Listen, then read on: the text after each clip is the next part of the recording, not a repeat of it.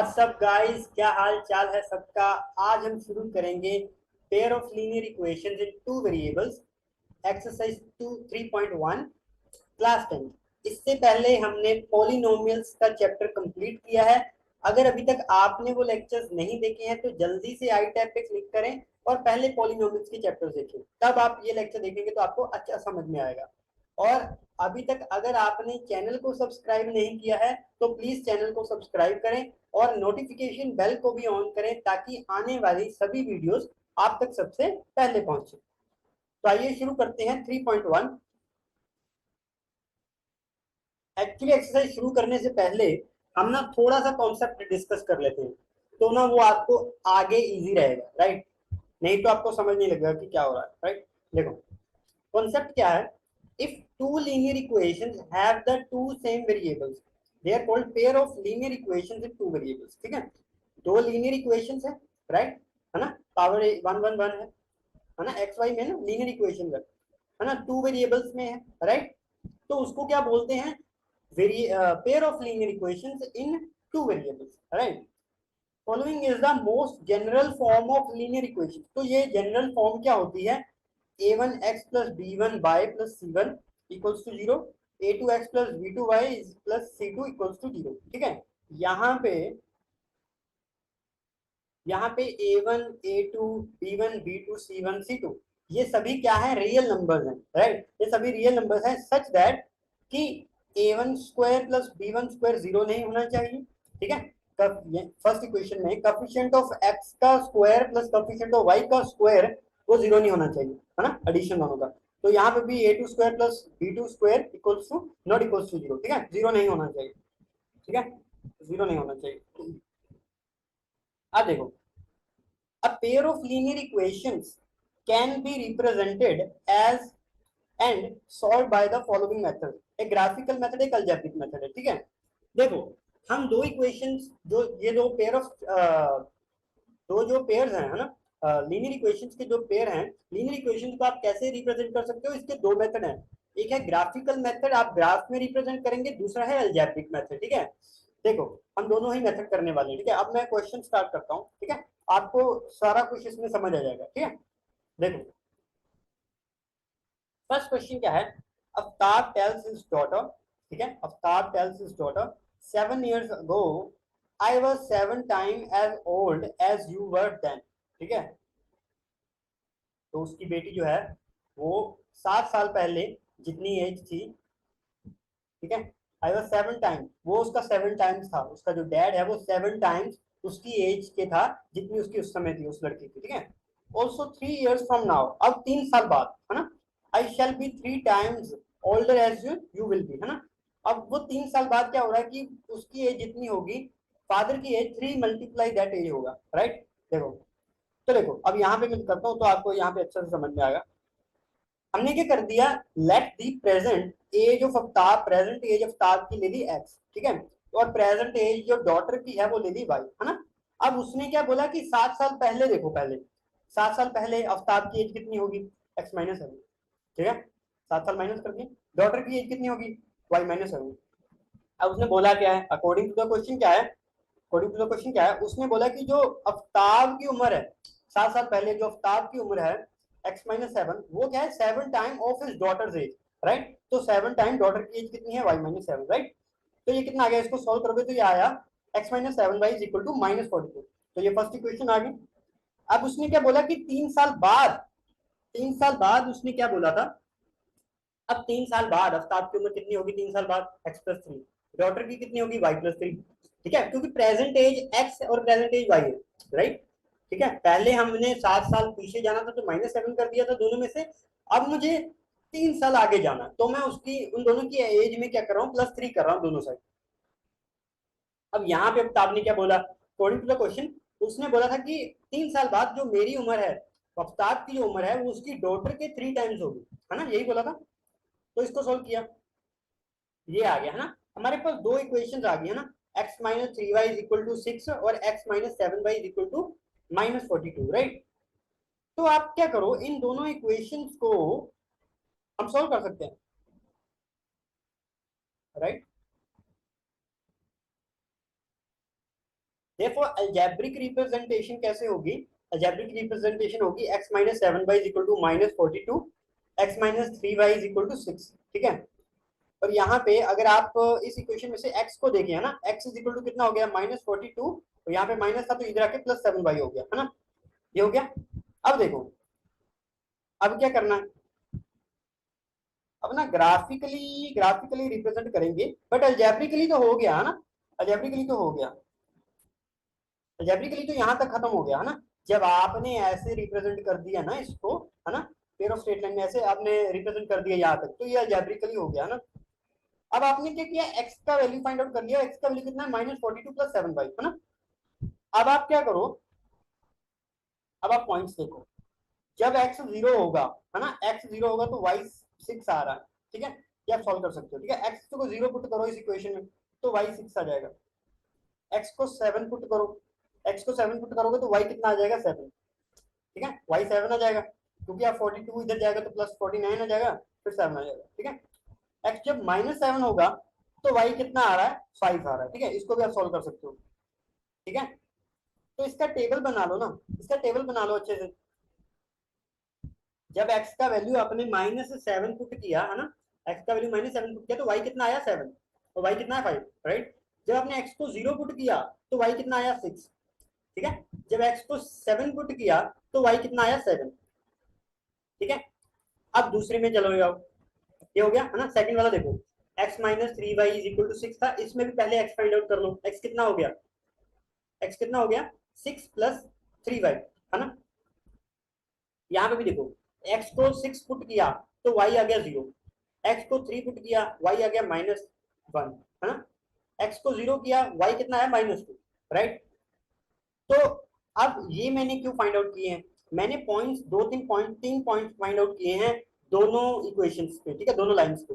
तो इसको points plot कर दो और लाइन ड्रॉ कर दो, ठीक है।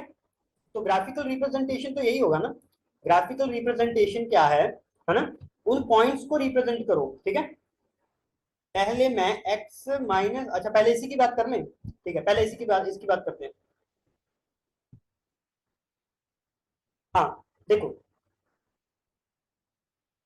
जब y 0 है तो x कितना है, 6, तो ये पॉइंट कितना हो गया, जब y 0 है तो x कितना है, 6, तो ये पॉइंट आ गया 0,6, है ना, 0,6 आ गया।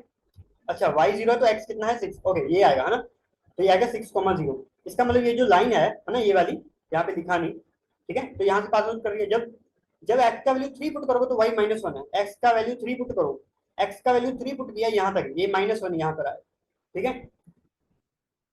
जब x का वैल्यू 0 है तो y -2 आएगा, x का वैल्यू जब 0 है तो y -2, ये -2 है, ठीक है। तो ये लाइन आपने ड्रॉ कर दी, इन पॉइंट में से पास होने वाली आपने लाइन ड्रॉ कर दी, है ना। अब दूसरी लाइन देखो, दूसरी लाइन क्या है, x - 7y = -42, है ना। इसमें क्या किया था, जब x को आपने -7 पुट किया तो y कितना आया, 5, है ना।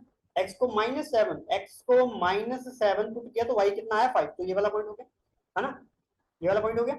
अब दूसरा क्या था, जब आपने x को 0 पुट किया तो y कितना आया, 6, है ना। आपको कोई भी दो तीन पॉइंट्स निकालो, ठीक है, x को 0 किया तो y कितना आया, 6, तो ये पॉइंट आ गया। और ये देखो, जब x को 7 पुट किया तो y भी 7 आया था, राइट, ये वाला भी पॉइंट है।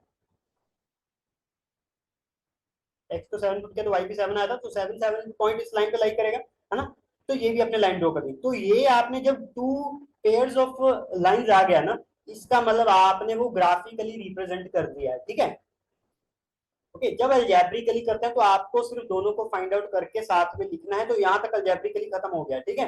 फिर आपने ग्राफिकल के लिए क्या किया, पॉइंट्स फाइंड आउट किए, दो तीन पॉइंट्स दोनों लाइंस पे फाइंड आउट किए, उन लाइंस को ड्रॉ किया, ठीक है। और फिर आपका क्या आ गया, ग्राफिकली ऐसे आपने रिप्रेजेंट कर दिया, ठीक है। आगे देखते हैं, आगे चलते हैं। Coach of a cricket team buys 3 bat and 6 balls for 3900, है ना, 3900 रुपए के उसने क्या खरीदे, 3 बैट खरीदे और 6 बॉल्स खरीदी, है ना, टोटल पैसा इसमें, ठीक है। और शी बाइज अनदर बैट और 3 बॉल्स खरीदे सेम काइंड ऑफ 1300 में, है ना। Represent the situation algebraically and geometrically. अब ना, अब ध्यान से चलना, अगर मैं x बैट के प्राइस को एक्स बोल दूं, है ना, और बॉल के प्राइस को वाई बोल दूं, इसका मतलब 3x + 6y is equal to 3900 होगा। देखो, let the cost of a bat, एक बैट का कॉस्ट कितना आ गया एक्स, कॉस्ट ऑफ बॉल का ले लिया वाई, है ना, वाई रुपीज या X rupees. According to the question उसने क्या बोला, 3x + 6y is equal to 3900 हो गया, सिंपल, है ना, यही हो गया, क्योंकि दोनों चीजें खरीद रहा है ना, 3x, 3 बैट खरीदे, है ना, और 6 बॉल्स खरीदे, तो टोटल प्राइस इतना बना, तो ऐसे ही आएगा, ये आ गया। यहाँ से एक्स निकाल लिया, है ना, यहाँ से एक्स निकाल लिया क्योंकि मुझे टेबल भी बनाना है, तो एक्स निकालिए, कितना आ गया 3900 माइनस 6/3। अब टेबल बनाओ, टेबल बनाओ, ठीक है, 1 सेकंड।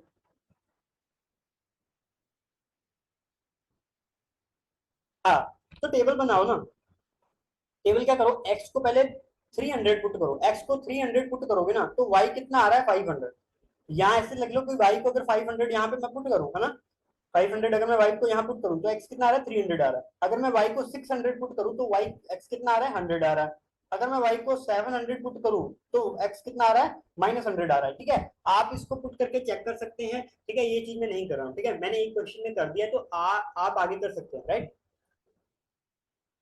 तो सेकंड क्या है, ये हो गया फर्स्ट का, सेकंड क्या है, सेकंड क्या है,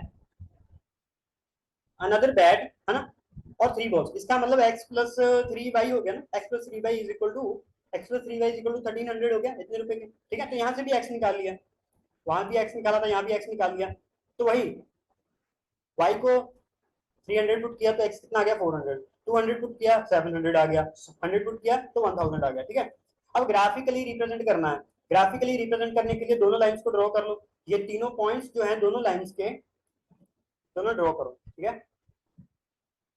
ये आ गया, ठीक है, एक ही लाइन आ रही है इसमें,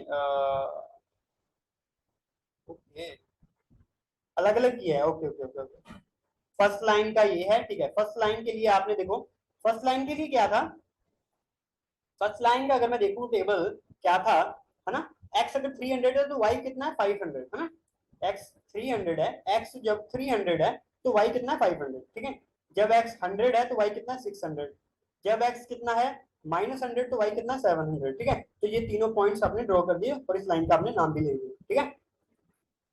तो सेकंड सेकंड के लिए लिखो, सेकंड लाइन के लिए इसी तरह आप ये देखो, जब सेकंड में क्या हुआ, जब आपने एक्स को 400 पुट किया तो वाई कितना आया 300, सेकंड वाले की बात कर रहा हूँ, देखो एक्स जब आपने 400 पुट किया तो वाई कितना आया 300, जब एक्स को आपने 700 पुट किया तो वाई कितना आया 200, ठीक है, ये देखना, एक्स को 400 पुट किया तो वाई 300 आ रहा है, एक्स को 400, राइट, सेकंड वाला, एक्स को 400 पुट किया तो वाई कितना आया 300, ठीक है, एक्स वाई पॉइंट यही आएगा, तो ये भी पॉइंट आपने ड्रॉ कर दिए, ठीक है, तो ये हो गया, ग्राफिकली आपने दोनों को रिप्रेजेंट कर दिया, ठीक है, आगे देखो,